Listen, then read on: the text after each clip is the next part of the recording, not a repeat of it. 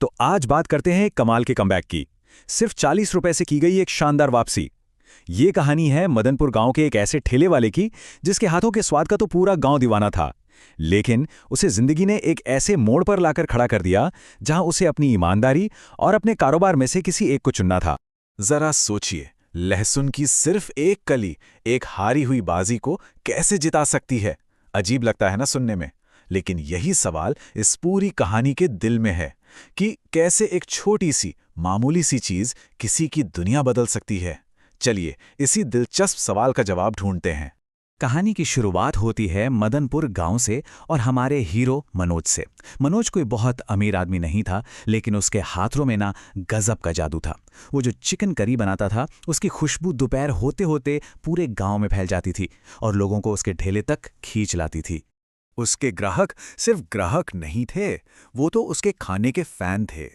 उसका छोटा सा ठेला हमेशा हंसी मजाक और खुशियों से गुलजार रहता था। मनोज की दुनिया बस इसी ठेले के आसपास घूमती थी और सब कुछ, मतलब सब कुछ बिल्कुल परफेक्ट चल रहा था। और फिर अचानक सब कुछ बदल गया। एक दिन मनोज ने अपना ठेला लगाया, गर्मा गर्म चिकन करी भी तैयार थी, लेकिन शाम हो गई और एक भी ग्राहक नहीं आया, एक भी नहीं। वजह? गांव में एक नया कॉम्पिटिटर आ गया था। ये जो नया आदमी था दिलीप, वो सिर्फ चिकन करी नहीं बेच रहा था, नहीं, वो साथ में दे रहा था गर्मा गर्म तंदूरी रोटियां। अब ये देखने में तो एक छोटा सा बदलाव था, लेकिन इसका असर बहुत बहुत बड़ा होने वाला था। और नतीजा? मनोज के ठेले पर ग्राहकों की संख्या हो गई 0, 0। उसके सारे वफादार ग्राहक जो कल तक उसके स्वाद की कस्में खाते थे, आज दिलीप के ठेले पर भीड़ लगाए खड़े थे। मनोज का तो जैसे दिल ही टूट गया।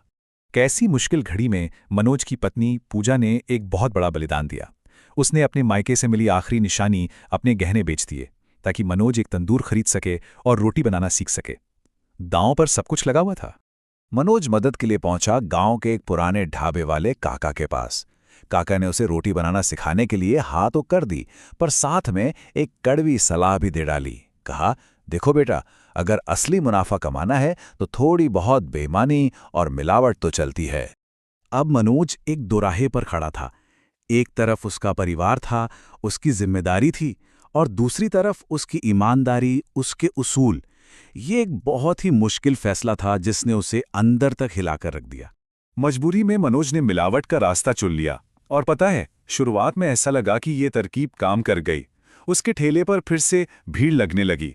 लोग उसकी तंदूरी रोटी की तारीफें कर रहे थे और मनोज के चेहरे पर हल्की सी मुस्कान लौट आई थी। पर यह खुशी ज्यादा दिन टिकने वाली नहीं थी, क्योंकि शॉर्टकट का अंजाम तो होता ही है ना। एक सुबह मनोज ने देखा कि उसके कॉम्पिटिटर दिलीप के ठेले पर एक फूड इंस्पेक्टर जांच कर रहा था। माहौल में एक अजीब सी टेंशन थी। फूड इंस्पेक्टर ने दिलीप को साफ साफ बताया कि उसकी रोटी में मिलावट है, जिससे गांव के कई लोग बीमार पड़ गए हैं। बस फिर क्या था, पुलिस आई और दिलीप को उसके ठेले समेत ले गई। शॉर्टकट का खेल खत्म। ये सब अपनी आंखों से देखकर तो मनोज के होश ही उड़ गए। उसके पैरों तले जमीन खिसक गई। उसे लगा कि अगला नंबर उसका भी हो सकता है। डर के मारे उसने फौरन तंदूरी रोटी बनाना बंद कर दिया और उसका ठेला फिर से वीरान हो गया। और मानो इतना काफी नहीं था, कुछ ही दिनों में दिलीप वापस आ गया। सुना है इंस्पेक्टर को रिश्वत दी थी, और इस बार वो एक नया हथियार लेकर आया था, खमीरी रोटी। इतनी मुलायम और इतनी स्वादिष्ट कि पूरा गांव फिर से उसी के ठेले पर टूट पड़ा। इस बार मनोज सच में हार मान चुका था। उसे लगा बस अब सब खत्म हो गया। और ऐसी हताशा में इंसान कहाँ जाता है? अपने सबसे अच्छे दोस्त के पास। वो पहुंचा अपने दोस्त पंकज के पास, जो शायद उसकी आखिरी उम्मीद था। पंकज ने उसे हिम्मत दी, बोला, हार मत मान, चल पहले दुश्मन को समझते हैं। वो दिलीप के ठेले से एक प्लेट खमीरी रोटी और चिकन ले आया। दोनों ने खाया और मानना पड़ा कि स्वाद तो वाकई लाजवाब था। चिकन खत्म हो गया, लेकिन एक खमीरी रोटी बच गई। और तभी कहानी में एक जबरदस्त मोड़ आया।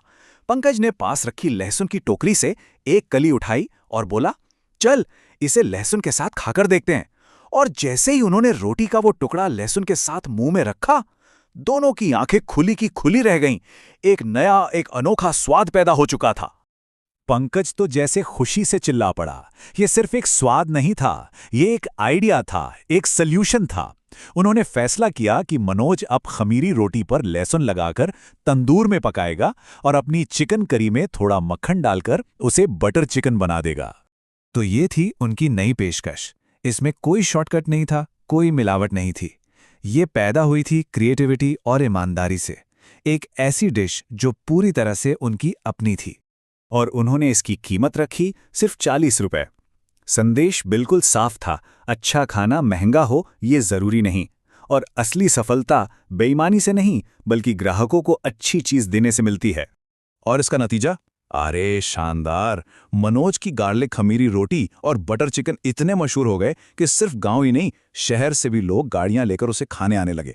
और उधर दिलीप का ठेला अब खाली पड़ा रहता था। मनोज ने न सिर्फ अपना कारोबार वापस पा लिया, बल्कि उसे पहले से भी कहीं ज्यादा बड़ा बना दिया। उसका दोस्त पंकज भी अब उसके साथ काम में हाथ बटाने लगा। दोनों ने मिलकर ईमानदारी से एक नया मुकाम हासिल किया। तो इस पूरी कहानी का सबसे बड़ा सबक यही है, सफलता का कोई शॉर्टकट नहीं होता। असली स्वाद और सच्ची कामयाबी हमेशा मेहनत और ईमानदारी के रास्ते पर चलकर ही मिलती है। मनोज की कहानी सोचने पर मजबूर करती है कि हम सबकी जिंदगी में चुनौतियां आती हैं, पर क्या पता उनका समाधान किसी बड़े मुश्किल प्लान में नहीं, बल्कि लहसुन की एक कली जैसी किसी छोटी, सरल और ईमानदार सोच में ही छिपा हो।